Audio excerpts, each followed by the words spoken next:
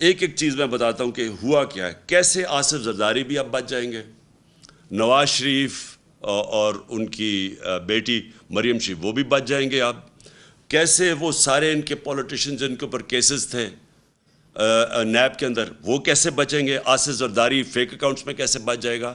یہ صاف قانون, میں تو صرف وہ چیزیں آپ کے سامنے لے کے آ رہا ہوں جن سے یہ سب اب بچیں گے.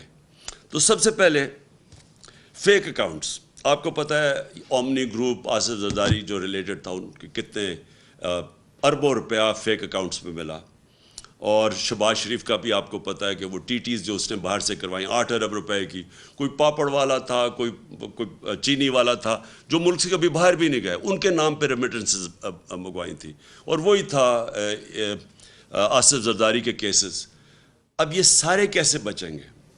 انہوں نے ایک قانون سیکشن 14 میں امینڈمنٹ کی ہے. اب انہوں نے یہ کہا ہے کہ فیک اکاؤنٹ کے اندر اگر کوئی پیسہ آ بھی جاتا ہے تو اگر اس میں اربوں روپیہ بھی آ گیا, صرف جو آخری وقت فیک اکاؤنٹ میں پیسہ ہوگا اس کے اوپر بات چیت ہوگی. اگر وہ مثلا 100 روپے ہی بچا ہے, باقی سارے ملک سے باہر بھیج دیے گئے ہیں, تو صرف 100 روپے کے اوپر اب بات ہوگی. پھر انہوں نے یہ کہا کہ آپ کو ثابت کرنا پڑے گا. عام آپ کے ٹیکس لاز میں اگر آپ ٹیکس کے دیتے ہیں تو وہ آپ کو ثابت کرنا پڑتا ہے. اگر میں بتاؤں کہ یہ میری انکم ہے تو مجھے ثابت کرنا پڑتا ہے. وہ ایف بی آر نہیں ثابت کرتی, مجھے بتانا پڑتا ہے کہ میرا سورس آف انکم کیا ہے. اب ادھر فیک اکاؤنٹس میں جو پیسہ آئے گا وہ نیب کو ثابت کرنا پڑے گا کہ یہ پیسہ جائز آیا ہے یا ناجائز آیا ہے. ان کو نہیں اب ثابت کرنا پڑے گا کہ یہ اربوں روپے فیک اکاؤنٹ چینی والے آئے کدھر سے, ان کو نہیں, نیب کو دوسرے ان کو ثابت کرنا پڑے گا. یہ پہلا چینج آیا. دوسرا جس میں ان کے بہت زیادہ ان کے بڑے بڑے نام پھنسے ہوئے ہیں وہ ہے ایسٹس بیونڈ مینز. یہ جب سے پاکستان بنا یہ قانون ہے. وہ قانون کیا ہے کہ میں اگر پبلک آفس ہولڈر ہوں, میں بیوروکریٹ ہوں, میں پولیٹیشین ہوں, میں منسٹر ہوں, میں پرائم منسٹر ہوں, تو اگر میری آمدنی 100 روپے ہے اور میرے پاس 200 روپے کے اثاثے آ جاتے ہیں تو وہ مجھے بتانا پڑتا ہے کہ یہ پیسے کدھر سے آئے, کدھر سے میرے اثاثے آئے.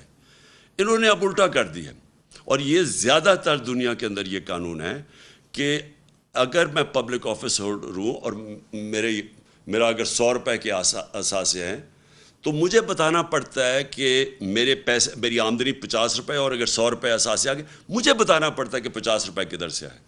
انہوں نے اب کیا کر دیا ہے کہ انہوں نے ان کے اوپر اب بوجھ ڈال دیا کہ آپ نے بتانا ہے, نیب نے بتانا ہے کہ کدھر سے اثاثے آئے. یہ یاد رکھیں کہ دنیا میں وائٹ کالر کرائم پکڑنا بڑا مشکل ہے, اور اسی لیے یہ بڑے ملکوں کے اندر یہ قانون ہے کہ برڈن, یعنی میرے اوپر ذمہ داری آ جاتی ہے. اگر میں پرائم منسٹر ہوں اور میرے اثاثے بہت بڑھ جاتے ہیں, مجھے بتانا پڑتا ہے کہ ایکسٹرا اثاثے کدھر سے میں لے کے آیا. اب یہ پاکستان میں چینج ہو گیا. اس کا مطلب جتنے ان کے لوگ ہیں جو پھنسے ہوئے ہیں, ان کے ایسٹس بیونڈ مینز ہے, یعنی آمدنی سے زیادہ اثاثے ہیں, اب وہ سارے بچ جائیں گے. پھر یہ آ گیا سیکشن 9, یہ ادھر میں وہ سارے بچ جائیں گے. پھر سیکشن 21 ہے. اب اگر ہمیں, اور یہ ذرا غور سے سنیں, اگر ہمیں یہ انفارمیشن باہر سے آتی ہے کہ جناب انفارمیشن آتی ہے کہ جی عمران خان کے وہاں اتنے بڑے پیسے پڑے ہوئے ہیں, عمران خان کے وہاں کتنے لاکھ پاؤنڈ کروڑ ڈالر پڑا ہوا ہے. اب وہ کوئی مجھے بتانے کی ضرورت نہیں ہے, کیونکہ وہ جو باہر سے انفارمیشن ہے وہ اب ایڈمٹ ہی نہیں ہوگی. مثلا اگر یہ جو ایونس, یہ کیا تھا پیناما پیپرز میں کیا چیز سامنے آئی. پیناما پیپر میں یہ سامنے آئی کہ جو 4 مہنگے ترین لنڈن کی اپارٹمنٹس ہیں مے فیئر میں, ان کی جو 2 کمپنیز کے نام پہ تھیں, ان کے جو اصل مالکہ تھی وہ مریم نواز ہیں. اب یہ جو آئی تھی, یہ برٹش ورجن آئلینڈ سے انہوں نے پاکستان کی جے آئی ٹی کو خط لکھا تھا کہ یہ ہیں اصل مالکہ. اب وہ جو ان کا جو لیٹر ہے وہ ایڈمیسیبل نہیں ہوگا. اس کا مطلب کہ نواز شریف اور ان کی بیٹی وہ اب صاف پاک ہو کے نکل جائیں گی.